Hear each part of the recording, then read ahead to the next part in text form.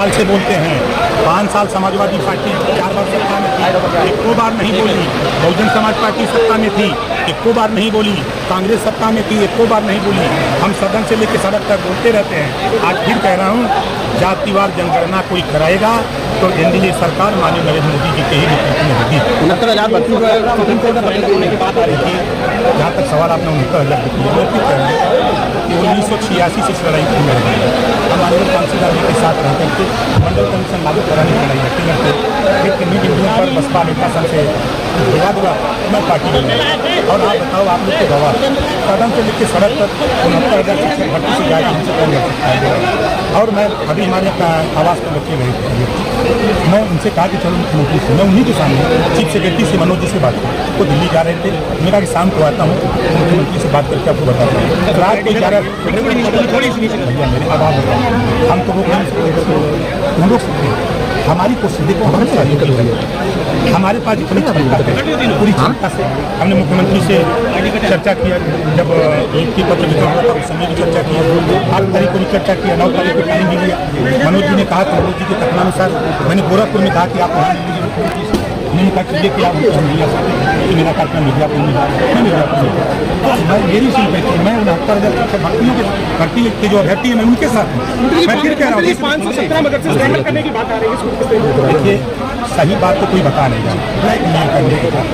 देखिए, एक स्कीम 2016 में देश के केंद्र सरकार ने लागू किया कि 60% धन हम देंगे और 40% राज्य सरकार देगी, और मदरसों में हम अंग्रेजी, साइंस और मैथ, उसके लिए अध्यापक मिलते, ठीक है।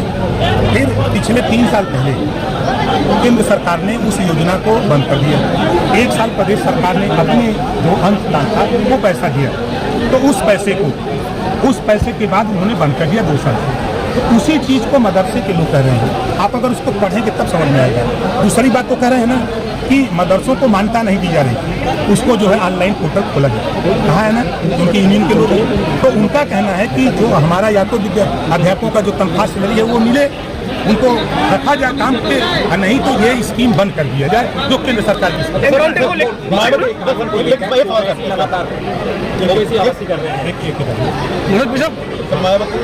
पीडीए की रणनीति पे काम कर रहे हैं और दलित पिछड़ों और मुसलमानों को जोड़ने में जुटे हैं, क्या कहना चाहिए? देखिए, हर नेता माननीय अखिलेश यादव जी की, लेकिन अब वो क्या करने लगे, पांडे डेवलपमेंट अथॉरिटी चला रहे हैं। स्पीकर शिवपाल जी को छोड़ करके किसको बनाया? पांडे जी को।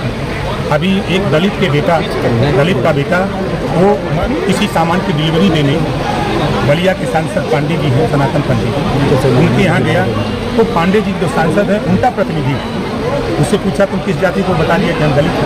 तो उसको इतना बुरी तरह मारा, FIR भी नगरा थाने में आज तक नहीं है। अब उसके लिए की बात कर रहे हैं। अब मायावती जी जब 4 बार सत्ता में थी तब तो PD नहीं दिखाई दिया, अब तो उनको सिर्फ अम्बेडकर ग्राम विकास योजना के नाम पर 14 स्कीमें चलती थी और सिर्फ दलित बस्ती में चला। हम जो उनसे अलग हुए यही वजह था कि किसी गांव को अगर अम्बेडकर गांव घोषित हो तो वहाँ ब्राह्मण हो, राजपूत हो, भूमिहार हो, यादव हो, पटेल हो, अक्सर सभी जातियों में वो योजना सबके यहाँ पहुँची। मंत्री जी, राहुल गांधी ने विदेश में जाकर सिखों के लिए अवध टिप्पणी की है, क्या कहेंगे? वो हमेशा भारत के खिलाफ विदेशों में जाके बोलते हैं, उनकी आदत सी बनती है, और जो भाषा वो बोल रहे हैं वो हमारे हिसाब से उस भाषा को हम पसंद नहीं करते। और जो भारत में रह के भाषा बोलते हैं, आप बताइए, बोलते हैं ना कि पिछड़ों को हिस्सेदारी नहीं है, बोलते हैं 60 साल किसकी सरकार थी? 20 प्रदेश में उन्हीं की सरकार थी, क्यों नहीं दिया? 4 बार बसपा, 4 बार सपा की यूपी में सरकार थी, ये लोग क्यों नहीं दिए? आज हम लोग थोड़ा सा गुनगुनाने लगे हैं कि भाई आज जो बच्चे 69,000 वाले परेशान हैं, ये क्यों परेशान हैं? हम तो फिर कह रहा हूँ कि देखिए, नेता नहीं चाहता है। आरक्षण के मुद्दे पर मायावती ने भी कांग्रेस पर निशाना साधा है कि सही कह रही है मायावती जी, सही कह रही है। तो मायावती जी, अखिलेश जी, राहुल जी, ये लोग टाइम ले लें योगी बाबा से और मोदी बाबा से, बताओ टाइम मिलेगा कि नहीं मिलेगा? तीनों लोग जा करके बैठ करके चाय पिए, पकौड़ी काटें और वहाँ ये चर्चा करें कि ये जो आरक्षण घोटाले जो सामने आए हैं, हाई कोर्ट के फैसले हो, चाहे असिस्टेंट प्रोफेसर की नियुक्ति के मामले हो, इन सब चीज़ों पर जो टेबल पर बैठ करके आमने सामने बात होगी, ये कर सकते हैं। लेकिन अगर ये कर देंगे तो मामला फिर चिल्लाने के लिए कहा रह जाएगा। आप मंत्री जी से वक्फ बोर्ड को लेकर आप क्या रहा है, क्या सोचते हैं? वक्फ बोर्ड मैं आपको बता दूं, देखिए वक्फ बोर्ड में जो कमियाँ हैं, आप जानकारी के लिए वक्फ बोर्ड की जो नियमावली है, अगर वो कह दें कि ये रिसोर्ट हमारा है, वक्फ बोर्ड कह दे, तो डीएम के यहाँ जाकर के एप्लीकेशन देगा, खाली करा दो, ऐसा नियम है। तो सरकार ये चाहती है कि अगर वो ये कहें कि ये रिसोर्ट हमारा है, अगर वो डीएम के एप्लीकेशन देते हैं तो डीएम उसकी जांच करेगा कि वास्तव में इनका है कि नहीं है, कागज देख ले, तब उसके बाद उस पर कार्रवाई। तो आपके कौन सा सीमित अधिकार दिया किसने? कांग्रेस ने दिया, कांग्रेस ने दिया है, ये बीजेपी ने नहीं दिया है। ये कानून कांग्रेस के जमाने का है, हम लोग नहीं कानून, हम तो संशोधन चाहते हैं। इस तरह की बातों में जो चीज़ें जो देखिए, अब जैसे किसी क्लास में कोई मुस्लिम टीचर लेक्चर दे रहा हो, नमाज का टाइम हो जाए, अब वो दूध हड़िया खड़ा करेगा या किताब रख देगा और चला जाएगा नमाज, जबकि इस्लाम में नमाज माफी का है। आप क्लास में पढ़ा रहे हो तो पढ़ाओ, फिर अगली नमाज का टाइम हो तो आप जाकर दोबारा पढ़ लेना, ये व्यवस्था है। अगर उसमें संशोधन हो रहा है तो कौन सी बुरी बात है? एनकाउंटर को लेकर के काफी सवाल अखिलेश यादव उठा रहे हैं। उन्होंने एक्सपेक्ट भी किया है, उन्होंने कहा कि जो लोग एनकाउंटर की बात कर रहे हैं, जिन्हें शक हो न्यायालय जाए, तो मैं उनसे ये पूछना चाहता हूँ कि न्यायालय में लोगों की जान वापस आ सकती है जो एनकाउंटर मारे गए हैं। हम उनसे पूछना चाहते हैं कि जब 67 पूरे प्रदेश में अब तक का जो हमने आंकड़ा देखा है, 67 मुसलमानों का इनकाउंटर हुआ जो अपराधी, उसके तो नहीं बोल रहे हैं। 20 ब्राह्मणों का इनकाउंटर हुआ है जो अपराधी थे, उस पर तो नहीं बोल रहे हैं।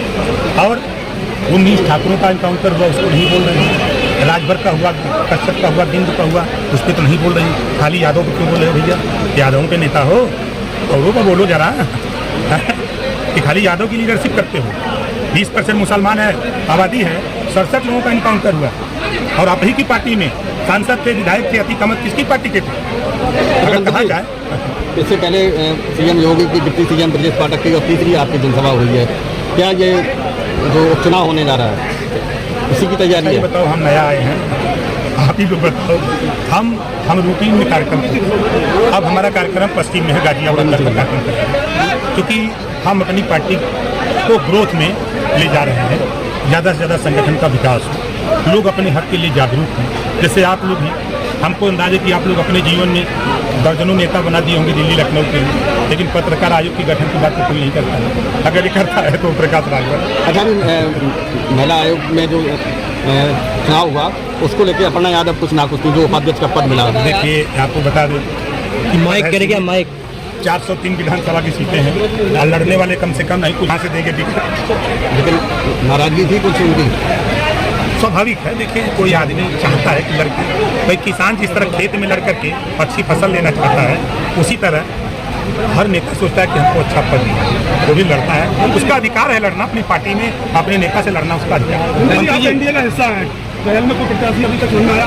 भैया मेरे, हम प्रत्याशी नहीं देख सकते। मंत्री जी हम अपनी पार्टी, हाँ बिल्कुल। आपके कार्यक्रम में सभी वीडियो और सेक्रेटरी को बसें लाने के लिए, भीड़ इकट्ठी करने के लिए एक पत्र जारी किया गया है, डीपीआर जारी किया है।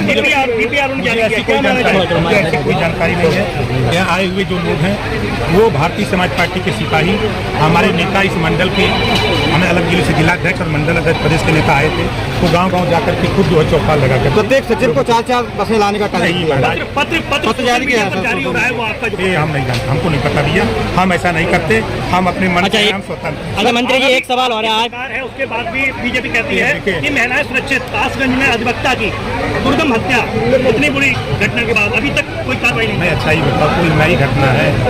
आप बताओ, आज़ादी के बाद से आप एक नई घटना बता रहे हो, आप ईमानदारी से बताओ।